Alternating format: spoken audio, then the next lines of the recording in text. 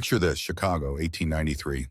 A swampy wasteland transformed into a gleaming metropolis in just 24 months. 200 neoclassical palaces with gilded domes visible from 20 miles away. A Venetian canal system snaking between marble colonnades. And at night, hundreds of thousands of electric bulbs blazing in perfect synchrony, turning darkness into noon. This was the world's Columbian Exposition.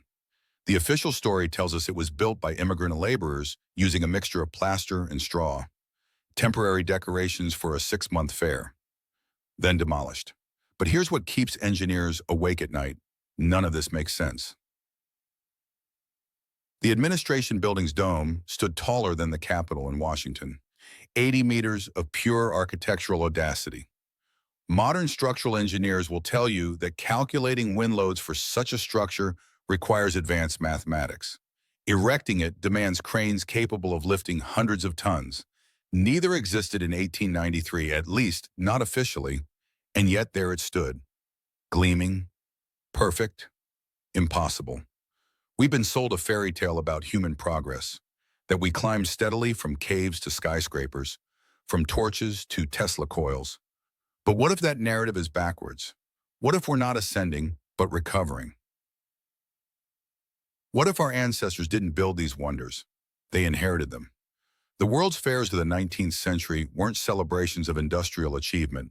They were something far more disturbing, an inventory of conquered treasures, a victory parade through cities that shouldn't exist, a systematic demolition of evidence that our civilization is built on the bones of something greater.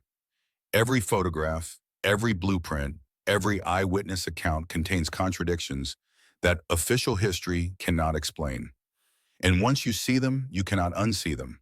This is not a conspiracy theory. This is pattern recognition. And the pattern is terrifying. Let's talk logistics. Cold, hard, unforgiving logistics. The Columbian Exposition covered nearly 700 acres. Over 200 major structures in the Beaux-Arts style. The timeline? 24 months from breaking ground to opening day. And this happened during the worst economic depression America had seen. The Panic of 1893 was already brewing. To build something of this scale in 2 years, Chicago would have needed hundreds of freight trains arriving daily. Marble from Vermont, steel from Pittsburgh, glass from everywhere, lumber by the millions of board feet. We're talking about materials measured in megatons. But here's the thing, the railroad archives are suspiciously quiet.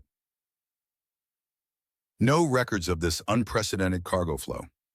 No documentation of the greatest construction mobilization in American history. Now look at the construction photographs they show us as proof. Really look at them. You'll notice something peculiar. The scaffolding looks more like restoration work than new construction. Men in three-piece suits and bowler hats pose casually in front of walls that appear weathered, not freshly built. Where are the armies of workers? Where are the mountains of construction debris? Where is the chaos that accompanies any major building project? They tell us illiterate immigrants fresh off the boats from Europe, starving, untrained, speaking dozens of different languages, somehow created architectural masterpieces that rival the Pantheon in months with hand tools. Think about that for a moment. Really think about it. The official explanation for the building material is something called staff, allegedly a mixture of plaster, cement, and jute fiber. A temporary material for temporary buildings. But if these structures were made of glorified paper mache, why do photographs of the ruins show twisted steel reinforcement, massive brick foundations, granite blocks that dynamite couldn't fully destroy? Plaster crumbles to dust. It doesn't leave behind metal skeletons that resist demolition crews. The horticultural building featured an enormous glass dome, an engineering marvel by any standard. We're told it was built to display flowers, then torn down. Who spends the equivalent of billions of modern dollars on a 6-month flower show during a financial crisis? That's not ambition. That's insanity. Unless they didn't build it at all. Consider an alternative. These cities already existed. They were excavated, not constructed. Restored, not created. The world's fairs were inventory operations, cataloging what remained of a previous civilization's infrastructure. What could be repurposed was kept: museums, government buildings, train stations. Everything else was systematically destroyed. Why destroy such magnificence? Because the new owners couldn't explain where it came from. They couldn't admit that technologies existed which made their coal and steam era look primitive. Easier to dynamite the evidence, grind it to rubble, and tell future generations it was all just plaster and dreams. The same pattern repeats across the globe. Chicago, St. Louis, San Francisco, Paris, Melbourne. Every major exposition ends the same way: mysterious fires, rapid demolition, convenient erasure. Coincidence or protocol? Forget the architecture for a moment. Let's talk about the light. Study the nighttime photographs of the White City. This isn't the flickering glow of Edison's early incandescent bulbs. This is stadium-level illumination, a flood of radiance that transforms night into day. Hundreds of thousands of light sources operating in perfect harmony. The official narrative gives us a romantic story: the war of currents, Edison versus Westinghouse, the triumph of alternating current. The Chicago Exposition, they say, was AC Power's debut on the world stage. A watershed moment in technological history. But the math doesn't work. Powering an installation of this magnitude requires output comparable to an entire industrial region. Where were the generating stations? They show us the electricity building with its massive dynamos, impressive machinery. But electrical engineers who study these photographs notice something troubling. The equipment isn't connected to coal furnaces or steam boilers at anything like the scale required.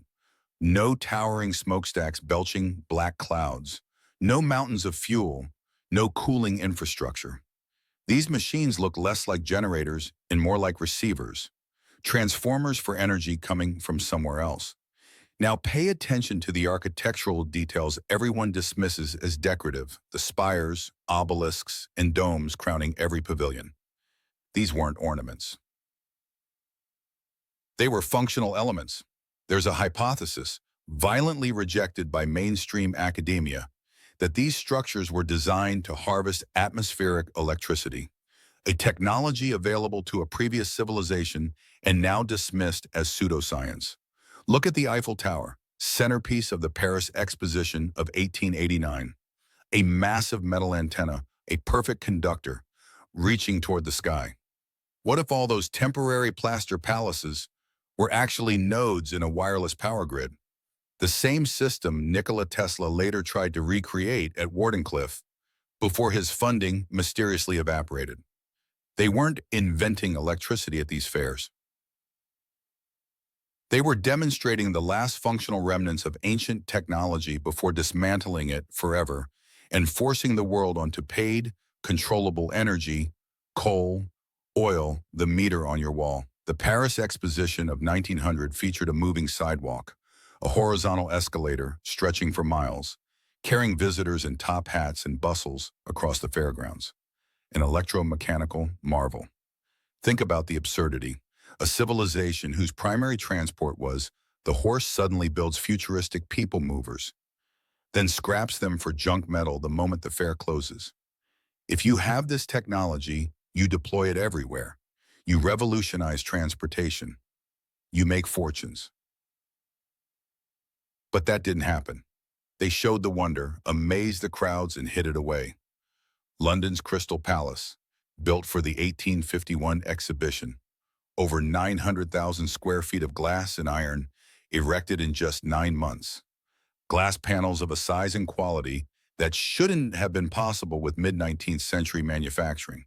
And in 1936, it burned so completely that the iron framework melted into slag. Regular fires don't liquefy cast iron. That requires temperatures approaching industrial furnaces. This wasn't an accident. This was erasure with thermite. Here's a question nobody wants to ask.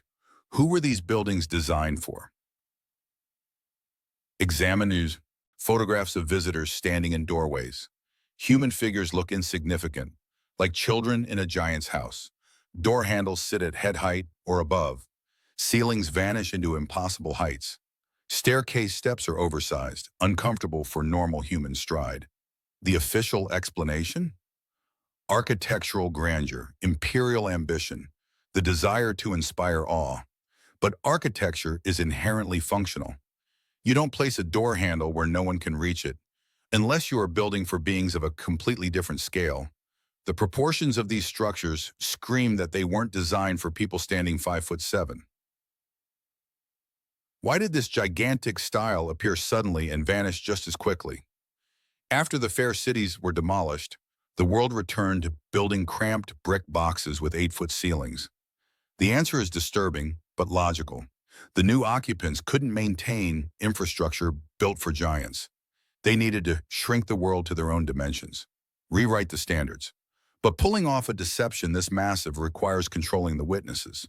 And here we encounter the demographic mystery of the 19th century. Official statistics show explosive population growth that biology cannot explain. We're told it was improved medicine and hygiene. What hygiene? In cities without sewers, where horse manure piled in mountains, cholera, typhoid, and tuberculosis were cutting down thousands annually, yet population graphs climb almost vertically. Where did all these new citizens come from? The 19th century was the age of orphans. Remember the literature, Dickens, Hugo, Twain? Orphan stories everywhere. This wasn't artistic fashion, it was reality reflected in fiction. Across America and Europe, massive orphanages opened by the thousands. The orphan train movement shipped over 200,000 parentless children from eastern cities to the Midwest and West between 1854 and 1929. We're told this was humanitarian charity, but think about it. Where did hundreds of thousands of children without parents suddenly come from? Where were their mothers and fathers? There's a dark theory these children were survivors or artificially raised descendants following a global catastrophe that eliminated the adult population of a previous civilization. They were distributed to empty, excavated cities we now call historic districts, given new names, new histories, new religions, taught that their ancestors built these palaces with hammers and chisels. But the children couldn't build. They could only use what remained. And now we circle back to the fairs. Did you know that one of the most popular attractions, alongside steam engines and primitive natives, was baby incubators? This is documented history. At Chicago, Paris, Buffalo, and beyond, pavilions displayed premature infants in glass boxes. Visitors paid admission to watch living babies like zoo exhibits. Officially, this was Dr. Martin Cooney demonstrating advanced medical technology. But here's the twist. The medical establishment rejected incubators. Hospitals refused to use them. Yet at carnival sideshows, they were the main attraction. Why display infants as exhibits next to prize cattle and threshing machines? Perhaps because for the new rulers, population was just another resource to be managed, manufactured, controlled. Step away from the buildings and look at the people. Study faces in old photographs, whether from the fairs or the streets of New York, Boston, Philadelphia in the late 1800s. Something feels profoundly wrong. We see magnificent neoclassical colonnades, granite embankments of mathematical precision, boulevards stretching toward infinity, and wandering through these spaces are people dressed like refugees who accidentally stumbled into a palace. Rough, ill-fitting clothing, mud everywhere. Carts stuck in clay that somehow covers the foundations of these pristine structures. It looks exactly like barbarians occupying Rome, attempting to live in ruins they don't understand. Notice what's missing from these photographs. The elderly, you see crowds of children, teenagers, young adults, but almost no one old enough to remember what happened 50 years earlier. Memory was erased physically, along with its carriers. Consider the strange fashions of the era. Mass gymnastics, synchronized parades, uniforms for everyone, people drilled into columns, dressed identically, trained to move as one. This wasn't sport, this was conditioning. From chaotic survivors, They were molding an obedient society of workers ready to staff factories processing the inheritance of the past. The Prussian education model, implemented globally during this exact period, had one purpose: not education, but instruction. Don't question. Memorize invented dates and names of kings who may never have existed. Return to the fair buildings. Why so enormous? Imagine a child placed in a giant's house. They would feel insignificant, overwhelmed by the grandeur of space. This was precisely the intended psychological effect. The new population had to feel reverence for the state and for progress, even though the state had simply claimed someone else's palaces. Look at interior photographs of exposition halls. Vast, empty spaces where a few sad displays of soap, textiles, and primitive machinery stand isolated. The volume of the building and its contents don't match. It's like displaying a matchbox collection in a Gothic cathedral. Obviously, these structures had different purposes in their former lives. Purposes the new inhabitants couldn't comprehend or utilize. Perhaps they were transport terminals for airships. Notice those enormous arched spans. Perhaps industrial greenhouses for food production. Perhaps acoustic healing, chambers. But the settlers dragged in their grain sacks and steam boilers and called it a celebration of achievement. We see evidence of total falsification, not just in architecture, but in the very fabric of society. We've been convinced we're descendants of apes who slowly evolved from sticks to smartphones. The evidence suggests otherwise. We are descendants of a civilization that experienced collapse. We live among the wreckage of a world where technology was woven harmoniously into nature and architecture. The breaking point, the Great Reset, came in the mid-19th century. But what exactly happened? What event emptied the cities and buried ground floors under meters of soil? The evidence is literally beneath your feet. Walk through the historic center of any old American city, Boston, Philadelphia, Charleston. Look at the ground floors of 19th century buildings. What do you see?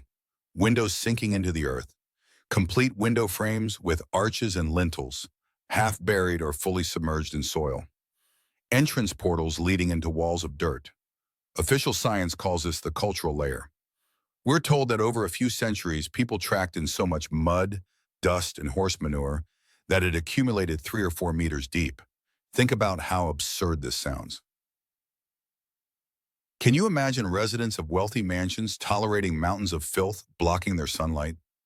Not cleaning it for decades, but simply moving their doors up to what used to be the second floor? This defies basic human behavior. Dirt doesn't accumulate uniformly across the entire planet, burying ground floors on every continent simultaneously. These are traces of a global catastrophe, a flood of mud, clay, and debris that covered the world in the recent past, probably in the mid-19th century. Buildings didn't sink, they were buried. This event was the trigger for the reset that history books refuse to acknowledge. The World's Fairs were held in locations that suffered least dying or were excavated and restored first. Now the puzzle assembles itself. The organizers of these grand spectacles didn't build white cities from plaster and straw in 24 months. They dug out preserved complexes from a pre-flood civilization. They washed away meters of mud, applied cosmetic repairs, installed new glass, and claimed credit for the achievement. When the fair closed, they destroyed the evidence. Why demolish such magnificence? Because the new elites couldn't explain to the population where technologies came from that could build 100-meter domes without nails and extract energy from the atmosphere, when the official era was coal and steam.